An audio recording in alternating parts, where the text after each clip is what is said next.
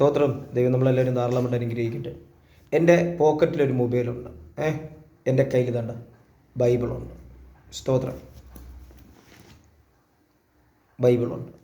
ഇപ്പോൾ ഈ രണ്ട് വസ്തു ഏറ്റവും കൂടുതൽ ഉപയോഗിക്കുന്നത് ഏതാണ്? മൊബൈലാണോ ബൈബിളാണോ? ഈ 2025 ഇങ്ങനൊരു ചോദ്യം നിങ്ങളോട് ചോദിക്കാൻ പരിശുദ്ധാത്മാവിൽ എനിക്ക് ഒരു പ്രേരണ കിട്ടിയോണ്ടെന്ന് ചോദിക്കുന്നത്. എൻ്റെ കയ്യിൽ കൊണ്ട് ഈ മൊബൈലിൽ ഇരുന്നാണല്ലോ ഞാൻ സംസാരിക്കുന്നത്. പക്ഷെ നിങ്ങൾ ഏറ്റവും കൂടുതൽ ഇരിക്കുന്നൊരു വസ്തു ഈ മൊബൈലാണോ അതോ സ്തോത്രം ഈ തിരുവചനം സ്തോത്രം ആമേൻ ബൈബിളിലാണോ? നിങ്ങൾ എന്നെ ചിന്തിക്കുക. ഇന്ന് ഈ മൊബൈൽ നെഞ്ചത്ത് വെച്ചേച്ചും കിടക്കും. നമ്മുടെ സ്തോത്രം, അതായത് നിങ്ങളുടെ ഭാര്യമാർ ഒന്ന് ഭർത്താവിൻ്റെ നെഞ്ചിൽ ചാഞ്ഞ് കിടക്കാൻ ആഗ്രഹിച്ചാൽ എടുത്ത് കട്ടിലിൽ നിന്ന് എടുത്തെറിഞ്ഞളയും. അതുപോലെ ഈ ഫോണിന് എടുത്തെറിയോ? ഇല്ല. അപ്പോൾ ഏറ്റവും കൂടുതൽ നമ്മൾ സ്നേഹിക്കുന്നത് ആരെയാണ്? ഏറ്റവും കൂടുതൽ നമുക്ക് അട്രാക്ഷൻ ഉണ്ടാകുന്ന ഇതിലാണ്? മൊബൈലിലാണ്. ഇപ്പം മൊബൈലിനെ കുറ്റം പറയാൻ പറ്റുമോ? ഒരിക്കലുമില്ല. പക്ഷെ നീ ചിന്തിച്ച് നോക്ക്, ദൈവത്തിൻ്റെ വചനത്തിനകത്ത് നീ ഇരിക്കുന്നുണ്ടോ? മൊബൈൽ വേണം, മൊബൈൽ വേണ്ടെന്നൊന്നും പറഞ്ഞില്ല. പക്ഷേ ഇന്ന് മൊബൈൽ നിൻ്റെ ഏറ്റവും വലിയൊരു ഫ്രണ്ടായി മാറി, നിൻ്റെ ഏറ്റവും വലിയൊരു കൂട്ടാളിയായി മാറി. പരിശുദ്ധാത്മാവിനേക്കാളും നിനക്കിപ്പോൾ മൊബൈലാണ് ഏറ്റവും കൂടുതൽ പ്രാധാന്യം. ഇല്ലെങ്കിൽ നിങ്ങൾ മറുപടി ഇതാ. സ്തോത്രം. 24 മണിക്കൂറും നിൻ്റെ കൂടെ നിൻ്റെ പോക്കറ്റിൽ സഞ്ചരിക്കുന്ന ഒരേ ഒരു സാധനമാണ് ഈ മൊബൈൽ. എന്നാൽ ഞാനൊരു കാര്യം ചോദിക്കട്ടെ, ഈ മൊബൈൽ നീ യൂസ് ചെയ്യുന്ന രീതി, നിന്നെ മൊബൈൽ യൂസ് ചെയ്യുന്ന രീതി നിനക്കറിയാം. പക്ഷെ ഞാൻ ചോദിക്കുന്ന ഒറ്റ ചോദ്യം, നീ സ്നാനപ്പെട്ടതല്ലേ? നീ ഒത്തിരി സഭകളിൽ സ്തോത്രം ദൈവനാമത്തിൽ പോകുന്ന വ്യക്തിയല്ലേ? എന്തുകൊണ്ട് ഈ പരിശുദ്ധാത്മാവിൽ നിനക്ക് ഇതുപോലെ നിറയാൻ പറ്റുന്നില്ല? ഇപ്പോൾ ഈ ഫോൺ എവിടെയെങ്കിലും കുത്തി വെച്ചേച്ചും പോയാ സ്തോത്രം, അത് കാണാതെ പോയാൽ നമുക്ക് ഭയങ്കര വെപ്രാളമാണ്. ഫോൺ എവിടെ? നിന്റെ അടുത്ത് ആര് ഫോൺ എടുക്കാൻ പറഞ്ഞേ? നിന്റെ അകത്ത് കിടക്കുന്ന പരിശുദ്ധാത്മാവ് നിന്നെ വിട്ട് പോയിട്ട് നീ ഒരു ദിവസമെങ്കിലും അറിയുന്നുണ്ടോ? നിന്റെ ആദ്യ സ്നേഹം യേശുവായിട്ടുള്ള നിന്റെ ആദ്യ സ്നേഹം, സ്നാനപ്പെടുന്നതിന് മുമ്പ് നീ പാവിയായും കഞ്ചാവ് അടിച്ചും വെള്ളം ഒഴിച്ചു വെച്ചും മയക്കുമരുന്നിൻ്റെ കൂടെ നടന്ന നിന്റെ ജീവിതമേ കോഞ്ഞാട്ടായി നടന്നപ്പോഴും ആ യേശുവിൻ്റെ ക്രൂശീകരണത്തിൻ്റെ സ്നേഹമല്ലേ നിന്നെ വേർതിരിച്ചത്?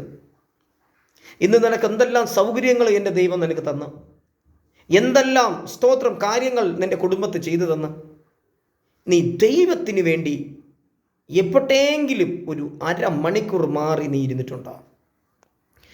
ഇപ്പം ബിസി, ഇപ്പം ഫോണ്, അത് ഇത് ജോലി, ഇതൊന്നുമില്ലാതിരുന്നപ്പോൾ അല്ലേ, ഒരു ഫ്രണ്ട്സ് പോലും ഇല്ലായിരുന്നു. അവരെല്ലാം നിന്നെ പകച്ചു. സ്തോത്രം. ഹല്ലേലൂയ. ഇത് കേൾക്കുമ്പോൾ നിങ്ങൾക്ക് ഒരിക്കലും ഇഷ്ടപ്പെടില്ല. അത് ഉള്ള കാര്യം തുറന്ന് പറയാം, ഇഷ്ടപ്പെടേയില്ല. പക്ഷേ നീ ഇന്ന് ചിന്തിച്ച് നോക്കുക, നമ്മൾ പോകുന്ന സഭയ്ക്കകത്ത് ദൈവ സാന്നിധ്യത്തോടു കൂടിയാണോ നമ്മൾ പോകുന്നത്? നമ്മൾ കേൾക്കുന്ന ദൈവവചനം ആഴ്ചയിൽ ഒരു പ്രാവശ്യം ആണ് ദൈവവചനം കേൾക്കുന്നതും ആത്മീയ അന്തരീക്ഷത്തെ അനുഭവിക്കുന്നതും. അങ്ങനെയാണ് ബൈബിളിൽ പറയുന്നത്. നീ മനസ്സ് പുതുക്കി രൂപാന്തരപ്പെടുക. സ്തോത്രം. നീ മനസ്സ് പുതുക്കി രൂപാന്തരപ്പെടുക. നിൻ്റെ അകത്ത് കയ്പും വൈരാഗ്യവും വെറിയും ഉണ്ടെങ്കിൽ നിന്നെ അതേ നിയന്ത്രിക്കുകയുള്ളൂ. നീ പോകുന്ന സഭയിലും ഇത് കൂടെ വരും. ഇന്ന് നമ്മളെ സഭകളിൽ എത്രയോ ആമേൻ സ്തോത്രം ആൾക്കാരെന്നറിയുമ്പോൾ മുഖത്ത് നോക്കി ചിരിക്കാൻ പോലും മടി, സ്തോത്രം പറയാൻ മടി.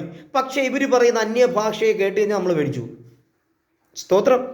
നിങ്ങളിത് ഒരു കുറ്റമായിട്ട് എടുത്താലും വലിയ വിഷയമൊന്നുമില്ല. നിങ്ങളത് ചിന്തിക്കുക. ഏലിയാവ് ആ വിധവയുടെ ഭവനത്തിൽ താമസിക്കുമ്പോൾ സ്തോത്രം തൻ്റെ മകൻ മരിച്ചുപോയി. അപ്പോൾ അവരുടെ വീട്ടിലാണ് ഏലിയാവ് താമസിക്കുന്നത്, സാറാഫത്തിൽ. ആ കുഞ്ഞിനെ ഏലിയാവ് കൈക്ക് വാങ്ങിച്ചിട്ട് ഏലിയാവിൻ്റെ റൂമിൽ കൊണ്ട് കിടത്തി എന്നാണ് പറയുന്നത്. ഞാൻ ചോദിക്കട്ടെ, അവിടെ അവരുടെ റൂമിൽ എന്തുകൊണ്ട് കിടത്തിയില്ല? ഏലിയാവ് ഒരു ദൈവദാസൻ, അതുപോലെ പവർഫുള്ളായ ഒരു മനുഷ്യൻ. എന്തുകൊണ്ട് ഏലിയാവിൻ്റെ സ്തോത്രം ആ റൂമിൽ കൊണ്ട് കിടത്തി? ചിന്തിക്കാൻ പറ്റുമോ നിങ്ങൾക്ക്? എന്തുകൊണ്ട് ഈ വിധവയുടെ റൂമിൽ കൊണ്ട് കിടത്തിയിട്ടില്ല? അപ്പോൾ നമ്മൾ ചിന്തിക്കേണ്ട ഒരു കാര്യം, ഞായറാഴ്ച മാത്രം ഒരു അന്യഭാഷയും, ഞായറാഴ്ച മാത്രം ഒരു അഭിഷേകവും, ഒരു തലയിൽ തുണിയിട്ട് കൈയടിയും, വെള്ള സാരി ഉടുപ്പും, അല്ലേ? കറക്റ്റല്ലേ ഞാൻ പറഞ്ഞേ? ഹലോ, ശ്രദ്ധിക്കുക കേട്ടാ. വേണമെങ്കിൽ നിങ്ങൾക്ക് ഇത് പറയാൻ പറ്റും, പാസ്റ്ററെ അത് ഇങ്ങനെ എന്ത് പ്രസംഗിക്കുന്നു, നമ്മുടെ പാസ്റ്റർമാർ അങ്ങനെയൊന്നുമില്ല. അതാണ് നിങ്ങളുടെ കുഴപ്പങ്ങളായിപ്പോയത്. നിങ്ങളുടെ കുഴപ്പങ്ങൾ അതാണ്. നിങ്ങൾക്ക് ഇക്കിളി പോലുള്ള വാക്കുകൾ, നിങ്ങൾക്ക് രസകരമായ, നിങ്ങൾ യേശുവിൻ്റെ പിന്നാലെ ഒന്ന് പോയി നോക്കണം. നിത്യജീവൻ പ്രാപിക്കാൻ ഞാൻ എന്ത് ചെയ്യണമെന്ന് കേട്ട് വന്ന ഒരുത്തനോട് കർത്താവ് പറഞ്ഞ, ആദ്യം നിനക്കൊരു കുഴപ്പമുണ്ട് കണ്ട, ആദ്യം നിനക്കൊരു കുഴപ്പമുണ്ട്, നീ അത് ചെയ്, പിന്നെ വന്ന് എൻ്റെ പിന്നാലെ ക്രൂശെടുത്ത് വാ. അപ്പം നിത്യജീവൻ കൊടുക്കാനാണല്ലോ യേശു വന്നേ, നിത്യജീവനെ കുറിച്ചാണല്ലോ യേശു പ്രസംഗിക്കുന്നേ. ഇതിപ്പോൾ നിത്യജീവൻ കേട്ടോണ്ട് വന്നവനോട് പറയണ, ആദ്യം നീ നന്നാവടാന്ന്. ഞങ്ങളൊക്കെ ദൈവനാമത്തിൽ സ്തോത്രം സ്വയം ഏൽപ്പിച്ചു കൊടുത്തിട്ട് എന്നും ചോദിക്കുന്ന ഒരേ ചോദ്യമാണ്, കർത്താവേ നിനക്ക് ഹിതമില്ലാത്തതൊന്നും എൻ്റെ മേൽ അടിച്ചേൽപ്പിക്കല്ലേ. നിനക്ക് ഹിതമില്ലാത്തത്, നിനക്ക് ഹിതമുള്ളത് മതി കർത്താവേ എൻ്റെ ജീവിതത്തിൽ. എനിക്ക് കോപമുണ്ട്, വൈരാഗ്യമുണ്ട്, ദേഷ്യമുണ്ട്. ഒരുമാതിരിപ്പെട്ട പാസ്റ്റർമാരുടെ അടുത്തൊന്നും ഞാൻ പെട്ടെന്ന് കയറി സംസാരിക്കുന്ന ഒരുത്തനല്ല. ഇങ്ങനെയൊക്കെയുള്ളൊരു സ്വഭാവം എൻ്റെ ആദ്യമേ എന്നിലുണ്ട്. പക്ഷേ ദൈവം പറഞ്ഞ്, ഈ സ്വഭാവം വെച്ചേച്ച് നീ നടക്കരുത് രാജീവേ. ഏത് സ്വഭാവമാണ് നിന്നെ ഭരിക്കുന്നത് അത് നിന്നെ പിന്തുടരും. സ്തോത്രം. കാരണം അന്യഭാഷ സംസാരിക്കുന്ന നിന്റെ നാവ്, വചനം പറയുന്നു അപ്പോസ്തല പ്രവൃത്തി 2 നിങ്ങൾ വായിച്ചു നോക്ക്, അഗ്നി നാവുകൾ, പിളർന്നിരിക്കുന്ന അഗ്നി നാവുകൾ അവരെ മേൽ ഇറങ്ങി, അവർ അന്യഭാഷയിൽ സംസാരിച്ചു. കണ്ട, നിന്റെ നാവ് അന്യഭാഷ സംസാരിക്കേണ്ട നാവാ. യാക്കോബ് 3 വായിച്ചു നോക്ക്, ആ നാവ് മനുഷ്യനെ മെരിക്കാൻ പറ്റുന്നില്ല. ആത്മാവിൽ സംസാരിക്കുന്ന വ്യക്തികൾ, സഭയിൽ അന്യഭാഷ പറയുന്ന വ്യക്തികൾ തൻ്റെ ഭർത്താവിനോട്, തൻ്റെ മക്കളോട്, വീട്ടിലെന്ത് സംസാരിക്കണം സ്വയം ചിന്തിച്ചു നോക്കുക. എവിടെയാണ് നമ്മൾ തോറ്റുപോയേ? അതുകൊണ്ടാണ് തിരുവചനം പറഞ്ഞത്, സ്തോത്രം, ഏലിയാവിൻ്റെ റൂമിൽ ഈ മകനെ കൊണ്ട് കിടത്തി, ഏലിയാവ് അവൻ്റെ പുറത്ത് കൈവച്ചു, അല്ലെങ്കിൽ കിടന്നു. ആ നിമിഷം ആ പയ്യൻ ചാടി എണീറ്റു. നിന്റെ ഭവനത്തിൽ ദൈവ സാന്നിധ്യത്തിൽ നിനക്ക് നിൽക്കാൻ പറ്റുന്നുണ്ടോ?